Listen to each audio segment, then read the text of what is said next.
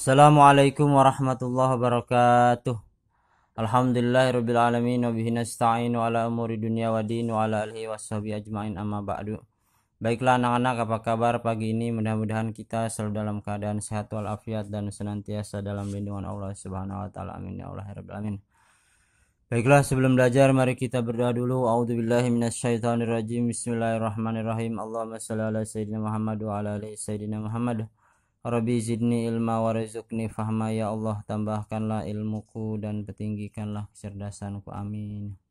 Baiklah anak-anak, buka buku paketnya halaman 79 ya, yaitu pelajaran 8.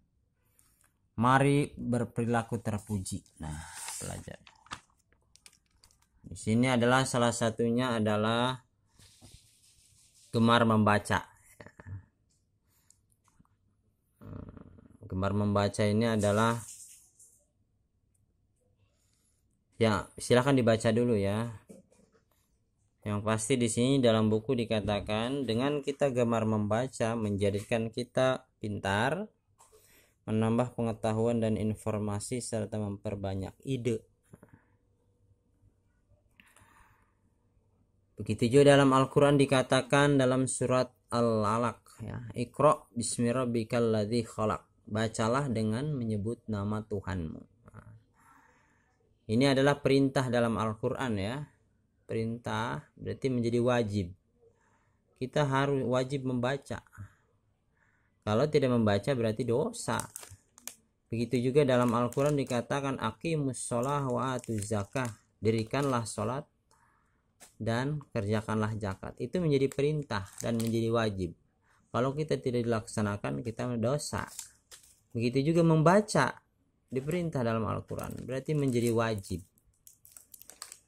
Kalau tidak membaca berarti dosa. Itulah. Apa yang dibaca?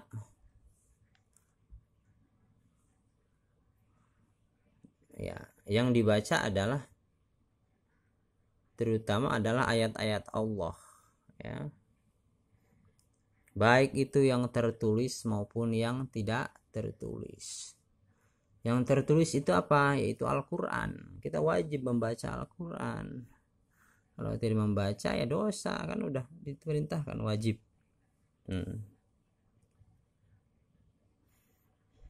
Karena di dalam Al-Quran itu terkandung semua hal, semua permasalahan, semua tujuan hidup, semua apa-apa yang akan mendapatkan kenikmatan baik itu di dunia maupun di akhirat, semua yang menjadikan kita selamat di dunia maupun di akhirat, semuanya terkandung dalam Al-Quran. Jika kita pahami, kita amalkan. Contoh, dalam Al-Quran dikatakan kita wajib bekerja. Karena bekerja itu adalah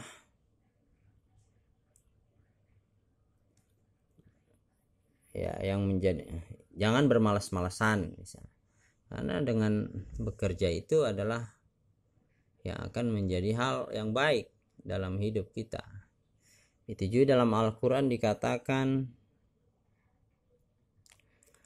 harus membantu orang tua misalnya.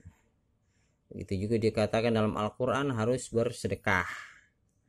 Gitu juga dengan dalam Al-Quran dikatakan harus berbuat baik kepada tetangga, kepada semua manusia. Itu juga di Al-Quran dikatakan yang paling bermanfaat, yang paling baik di antara kalian adalah yang paling bermanfaat bagi sesama. Begitu juga di Al-Quran dikatakan carilah ilmu ya, harus mencari ilmu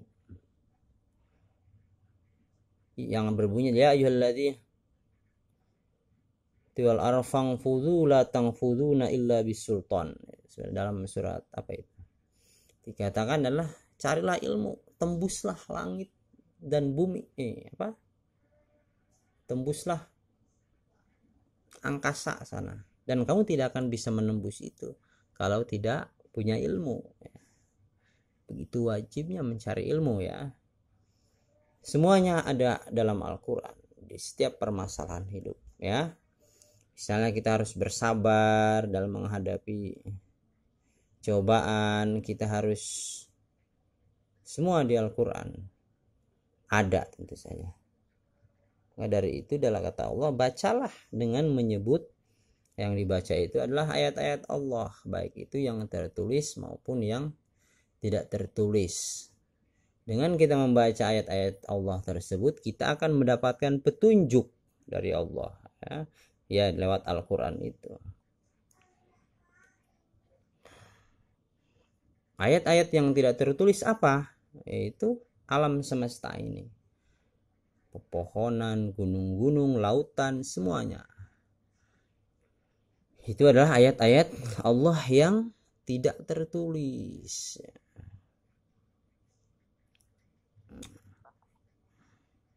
Jadi Allah berikan kepada kita, kepada manusia, dua ayat-ayat. Yang pertama ayat-ayat yang tertulis, yaitu Al-Quran sebagai petunjuk pedoman hidup kita agar kita selamat di dunia dan akhirat. Yang kedua adalah ayat-ayat Allah yang tidak tertulis, yaitu alam semesta ini yang luar biasa Allah ciptakan untuk kita, ya. Allah ciptakan air untuk kita minum, Allah ciptakan pepohonan, buah-buahan untuk kita makan, Allah ciptakan ikan-ikan, semua laut, pohon-pohon untuk kita nikmati. Luar biasa, kita dimanja oleh Allah Subhanahu wa Ta'ala. Dimanja. Tinggal bagaimana kita agar bisa menikmati yang telah Allah ciptakan tersebut. Tentu saja kita harus mengikuti petunjuknya kalau kita pengen menikmati, ya. Itu apa? Petunjuknya adalah salah satunya kita harus menghindari diri dari dosa, ya. Dari dosa, dari berbuat dosa, dari berbuat maksiat. Karena dosa dan maksiat itulah yang akan menghalangi kita dari kenikmatan-kenikmatan Allah Subhanahu wa Ta'ala. Makanya itu, dengan kita gemar membaca, kita akan tahu, ya, hal-hal apa yang harus kita lakukan, hal-hal apa yang harus kita kerjakan dan kita tinggalkan.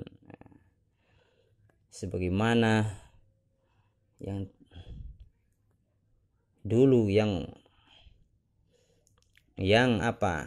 menghalangi kenikmatan kepada kakek kita di surga, yaitu Nabi Adam alaihissalam. Ketika di surga, yaitu menikmati buah-buahan dan kenikmatan yang luar biasa, ya. Tetapi ketika Nabi Adam memakan buah kuldi, yaitu memakan larangan, maka kenikmatan itu menjadi hilang, diturunkannya Nabi Adam ke dunia. Begitu juga kita hidup di dunia ini, selama kita terus berbuat maksiat dan dosa, maka kenikmatan itu sangat susah kita dapatkan. Itu dengan kita maka jauhilah maksiat dan berbuat dosa, ya anak-anak. Harus dibiasakan dari kecil. Bergaulah, berperilakulah pada sesuatu hal-hal yang bermanfaat, yang menjauhkan diri dari dosa. Mana ini perilaku yang mengarah kepada dosa, mana yang mengarah kepada ibadah. Kerjakanlah hal-hal yang mengarah kepada kebaikan, mengarah kepada ibadah, ya. Karena itulah yang akan menjadikan kita bahagia dan menikmati apa yang Allah berikan kepada kita.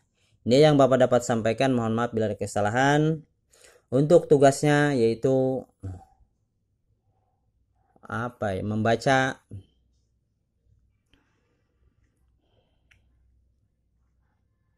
surat Al-Alaq, ya, pakai voice note dan kirim ke WA Bapak. Ini aja yang Bapak dapat sampaikan. Mohon maaf bila ada kesalahan. Billahi taufiq wal hidayah. Assalamualaikum warahmatullahi wabarakatuh.